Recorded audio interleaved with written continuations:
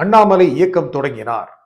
இந்த இயக்கம் கட்சியாக மாறப்போகிறது. அடுத்த தேர்தலில் போட்டியிடும். இதனால் யாருக்கு வலிங்க? அதிமுகவுக்கு தான் கொஞ்சம் வலி அப்படிங்கிற மாதிரி தெரியுது. அவங்க தான் பலியாவாங்கிற மாதிரி தெரியுது. திமுகவும் லேசா கிலி இருக்குங்க.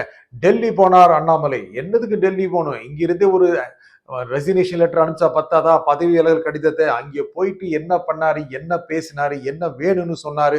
தமிழக பாஜக தலைவர் பதவி வேணும்னு சொன்னாரா? சொல்லியிருக்க வாய்ப்பு இருக்குல்ல. அது தவிர வேற சில பிரச்சனைகள்லாம் தீர்வு வேணும் அப்படின்னு சொல்லி இருப்பாரோ? எதுக்காக அவ்வளவு நாள் அங்கே தங்கி இருக்கணும்? எதுக்கு போனோம் சொன்னோம் வர வேண்டியது தானே? அப்போ ஏதோ எதிர்பார்ப்பு இருந்திருக்குல்ல. அங்கே பாஜக தலைவர்கள் ஏதாவது சொல்லுவாங்கன்னு. ஆனா என்ன சொல்றாங்க? டெல்லி சேர்ந்த மூத்த பத்திரிகையாளர்கள் என்ன சொன்னாங்க அப்படின்னா, போனாரு கை குலுக்கி அனுப்பிச்சிட்டாங்க அப்படின்னு சொல்றாரு. நல்லா இருங்க வாழ்த்தி அனுப்பியிருக்காங்களாம். நல்லா இருக்கட்டும் அப்படின்னு. நல்லா இருக்கிறதுனா என்ன? இங்க இயக்கம் தான் ஆரம்பிச்சிருக்காரு. மக்கள் கட்சியை விரும்புறாங்க. கட்சியாக மாறுமா? வி த பீப்புள் அப்படின்னு சொல்றாரு. அதாவது உங்களுடைய இயக்கம் அப்படின்னு. அவர் ஆரம்பிச்ச கொஞ்ச நேரத்தில் சுமார் 7-8 லட்சம் பேர் சேர்ந்துட்டாங்க. பாஜக சில முக்கியமான தலைவர்கள் எல்லாமே அண்ணாமலை பக்கம் போயிட்டாங்க. அவர் ஒரு ஃபியூச்சர் சக்தி அப்படின்னு பார்க்கப்படுறது. அவர் யாருக்கு போட்டியா இருப்பாரு? எந்த இடத்துல இருந்து காலி பண்ணுவாரு? அதிமுக முக்கியமாக அவரால் நிறைய ஈர்க்கப்படக்கூடிய வாய்ப்பு இருக்கு. ஏனென்றால் அவர் கொங்கு மண்டலத்தை சேர்ந்தவர், கொங்கு வேளாளர் சமூகத்தை சேர்ந்தவர். எப்படியாவது எடப்பாடி பழனிசாமியை காலாமல் அடிக்க வேண்டும் அப்படின்னு ஆழ்ந்த விருப்பம் கொண்டவர். ஏன்னா கிட்டத்தட்ட 3 வருஷம் முன்னால அதிமுக திமுக இடையே கடுமையான பிரச்சனை வந்துச்சு. அண்ணாமலை கடுமையான விமர்சனங்களை பண்ணாரு. அதனாலேயே மறுபடியும் அதிமுக பாஜக கூட்டணி வரணும் அப்படின்னா அண்ணாமலை நீக்குங்க எடப்பாடி பழனிசாமி சொன்னாரு. அதை கேட்டுட்டு பாஜக நீக்குச்சுங்க. அப்பவே ரொம்ப கோபமா தான் இருந்தாரு. அப்பவே வெளியே வந்திருக்கலாம். அவருக்கு ஒரு சக்தி கிடைச்சிருக்கும். அவரை பத்தி நிறைய ஒரு புகழ் இருந்தது. பெரிய அளவுக்கான ஒரு ஃபாலோயிங் இருந்தது. தொண்டற்படை இருந்துச்சு. எல்லாம் இருந்துச்சு. ஆனால் யாருமே எதிர்பார்க்கல. யாருன்னா நிறைய பேர் எதிர்பார்க்கல. நாங்க எதிர்பார்த்தோம் விஜய் வெல்வாரு அப்படின்னு. விஜய் ஒரு சுனாமி மாதிரி வந்துட்டு தனி பெரும் கட்சியாக வந்து திமுகவின் கூட்டணி கட்சிகளாம் இழுத்து ஆட்சி அமைச்சிட்டாரு. இதை சமயத்தில் தான் அதிமுக நிறைய பேர் கியூ கட்டிக்கிட்டு திரு விஜயோட கட்சியை சேர்ந்துட்டு இருக்காங்க. முதலமைச்சர் விஜய் பல்வேறு கட்சி தலைவர்களை ஈர்க்கக்கூடிய தலைவராக மாறி வருகிறார். அப்படின்னா அண்ணாமலைக்கு யார் வருவாங்க? கொங்கு மண்டலத்தில் கணிசமான பேர் அவர் பக்கம் வர வாய்ப்பு இருக்குங்க. என்றாலும் கொங்கு மண்டலத்திலும் முக்கியமான தலைவர் இருந்தாலும் கூட அங்கும் திரு விஜய் முதலமைச்சர் வழி விஜய் கடுமையான ஒரு தாக்கத்தை, ஒரு பெருமளவு தாக்கத்தை கொடுத்திருக்கிறாரு. ஈஸியா கிடைக்காதுங்க. அண்ணா திமுக இருக்கிற சில பேர் திமுகவுக்கு போலாமா நினைக்கிறாங்க. வேண்டாம் வேண்டாம், அங்கே போனாலும் திமுக அண்ணா திமுகவோட கூட்டணி அமைச்சிடும், பெருசா எதிர்காலம் இருக்கான்னு சொல்ல முடியாது. சரி தாவேக்காவுக்கு போலாம் அப்படின்னா அதுவே ரொம்ப கஷ்டமா இருக்கு. இருந்தாலும் ஒரு அண்ணாமலை சார்ந்த மனநிலை கொண்டவர்கள், முக்கியமாக இந்து சார்ந்த மனநிலை கொண்டவர்கள், மதம் சார்ந்த மனநிலை கொண்டவர்கள், ஜாதி சார்ந்த மனநிலை கொண்டவர்கள், இவர்கள் அண்ணாமலை பக்கம் போக வாய்ப்பு இருக்கு. திரு அண்ணாமலை ஜாதி சார்ந்த தலைவர் என்று நாம் சுருக்கிவிடவில்லை. தமிழகம் முழுக்க அவருக்கு நிச்சயமாக ஃபாலோயிங் இருக்கு. ஒரு ஆல்டர்னேட்டிவ் ஃபோர்ஸா வரக்கூடிய வாய்ப்பு இருக்கு. ஆனால் அவர் திரு விஜய்க்கு ஆல்டர்னேட்டிவாக மாற முடியாதுங்க. அவருக்கு மாற்றாக அடுத்த 10 ஆண்டுகளுக்கு வர்றது ரொம்ப கஷ்டங்க. ஆனா அதுதான் நினைக்கிறார். திரு விஜய் கட்சி ஆரம்பிச்சாரு, பெருசா பணம் செலவு பண்ணவே இல்லை. யார வேணாலும் வேட்பாளர் நிறுத்தினாரு. வேட்பாளரை யாருன்னு தெரியாது, மக்கள் தேர்ந்தெடுத்துட்டாங்க அப்படின்னு வெளிப்படையா தெரியுது. ஏன் அண்ணாமலை ஆகக்கூடாது அப்படின்னு அண்ணாமலை நினைச்சிருக்கிறார். அண்ணாமலை முதலில் நிறைய சக்தி இருந்ததுங்க, வாய்ப்பு இருந்ததுங்க. இன்னும் இப்போ அப்படி இல்லைங்க. விஜய்க்கு மாற்றா வர முடியாதுங்க. அவர் அப்போ எடப்பாடிக்கு மாற்றா வருவாரா? வாய்ப்புகள் இல்லைன்னு சொல்ல முடியாதுங்க. அப்போது திமுக யாராவது மாற்று, இது உதயநிதி ஸ்டாலின் எதிர்காலத்தில் முதலமைச்சரான ஆசையா தான் இருக்காரு. அவருக்கு மாற்றா வருவாரா? அதெல்லாம் வாய்ப்பு இல்லைங்க. நான் பல பத்திரிகையாளர் பேட்டி எடுக்கிறேன். அதுல ஒரு பத்திரிகையாளர் எனக்கு அளித்த பேட்டியில நான் கேட்டேன், திரு அண்ணாமலை திரு உதயநிதி ஸ்டாலினுக்கு மாற்றாக வருவாரா அப்படின்னு. அந்த மூத்த பத்திரிகையாளர் என்னமா ஒரு போடு போட்டாரு தெரியுமா? அவரு இன்பநிதி கூட மாற்றா வருவாரு, அவரோட தான் போட்டி போடணும். என்னங்க இன்னும் 20 வருஷம் வெயிட் பண்ணுமா அண்ணாமலை? வெயிட் பண்ணிட்டுங்க, இவருக்கு 40-42 வயசு தானே ஆச்சு, 60 வயசுல வரட்டுமே அப்படின்னு அடிச்சுட்டு போயிட்டாருங்க. அப்ப அண்ணாமலை என்ன அவ்வளவு பலம் குறைந்தவரா? இல்லை. இப்பொழுது அவர் யாரை எதிர்க்க வேண்டும்?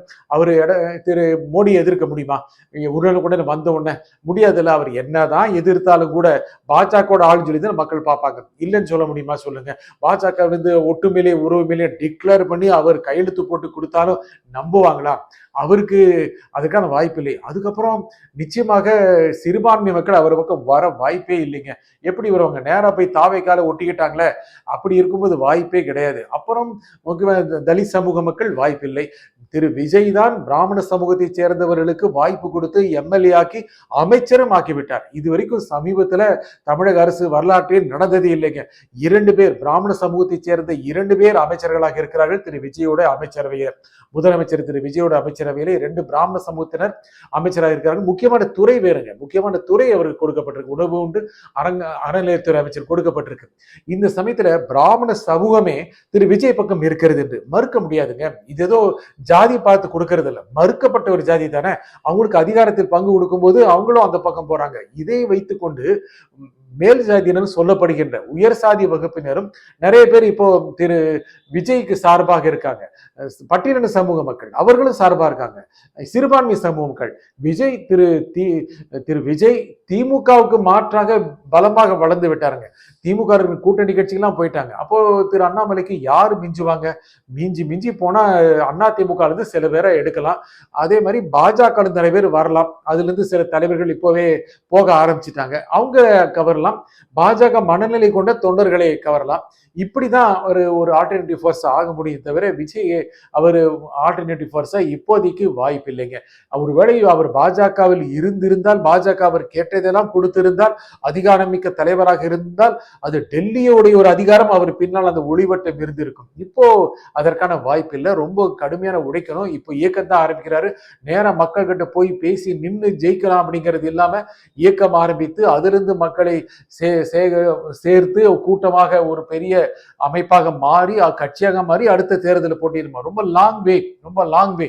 அவர் பாஜக இருந்த போது இருந்த அந்த கேஸ் இப்போ இல்லைங்க. அந்த ஒரு கவர்ச்சி இப்போ இல்லை. இருந்தாலும் அவருக்கு பின்னால் மக்கள் இருக்கிறார்கள். அவருக்கு பின்னால் நிச்சயமாக தொண்டர்கள் இருக்கிறார்கள். இதற்காக பயப்பட வேண்டியது அதிமுக தான். அதிமுக ஏற்கனவே நிறைய பேர் தாவேக்காவுக்கு போகலாம்னு சொல்லி கியூல நிக்கிறாங்க. திமுகவுக்கு வரல, திமுகவிலிருந்து போகலாம்னு நினைக்கிறாங்க. அப்படி இருக்கும்போது மாற்று வேண்டும் என்று நினைத்த இளைஞர்கள் தாவேக்கா தலைவர் திரு விஜயை, முதலமைச்சர் திரு விஜய் தான் தன்னுடைய பிம்பமாக பார்க்க தொடங்கி விட்டார்கள், பார்த்து விட்டார்கள். அண்ணாமலை அதற்கு மாற்றாக வரக்கூடிய வாய்ப்பு இல்லை. அது மட்டும் இல்லாமல் அண்ணாமலை மீதும் நிறைய புகார்கள் அவருடைய கட்சிக்காரங்க, முன்னாள் கட்சிக்காரங்க சொன்னாங்க. அப்படி அதுவும் அவர் இருக்கு, பெண்டிங்கில் இருக்கு. அவரு நிறைய அறிக்கையெல்லாம் விட்டுட்டார், அப்படிலாம் இல்லை அப்படின்னு. அவர் திமுக நெருக்கமா இருந்ததெல்லாம் வெளிப்படையாக பல பேர் குற்றம் சுமத்தி இருக்காங்க. இப்போ அதெல்லாம் இருக்க வாய்ப்பில்லை. ஏனென்றால் அவர் மாற்றாக வர வேண்டும் நினைக்கிறார்.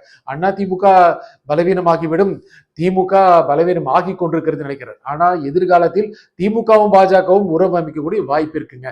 அப்போ அண்ணாமலை என்ன ரோல் எடுப்பாரு? கடுமையா எதிர்ப்பாரா? திமுக பாஜக வந்ததுன்னா பாருங்கள் அவர்கள் போய் சேர்ந்து விட்டார் அப்படின்னு அப்படியே ஒரு மதச்சார்பற்ற நிலைப்பாட்டை அண்ணாமலை எடுப்பாரா? நம்புவாங்களா? எப்போ நம்புவாங்க? முந்தா நாள் வரைக்கும் இருந்துட்டு பாருங்க, இடதுசாரியாக இருந்து கொண்டு அல்லது திராவிட கட்சி சார்ந்தவராக இருந்து கொண்டு அவர் வலதுசாரியாக மாறினால் கூட ஏத்துப்பாங்க. ஓஹோ, எத்தனை நாள் வலதுசாரி மனநிலை தான் இருந்துச்சா அப்படின்னு நினைப்பாங்க. ஆனால் வலதுசாரியாக இருந்து கொண்டு நான் திராவிட மனநிலைக்கு வருகிறேன், நான் இடதுசாரியாக மாறிவிட்டேன் அப்படின்னு சொன்னா யாராவது நம்புவாங்களா? ரொம்ப கஷ்டம். அண்ணாமலை கடுமையாக போராட வேண்டியிருக்கும். அவருக்கு வயது இருக்கிறது, நல்ல நாவன்மை இருக்கிறது. போராடினால் உயர்வார். நன்றி, வணக்கம்.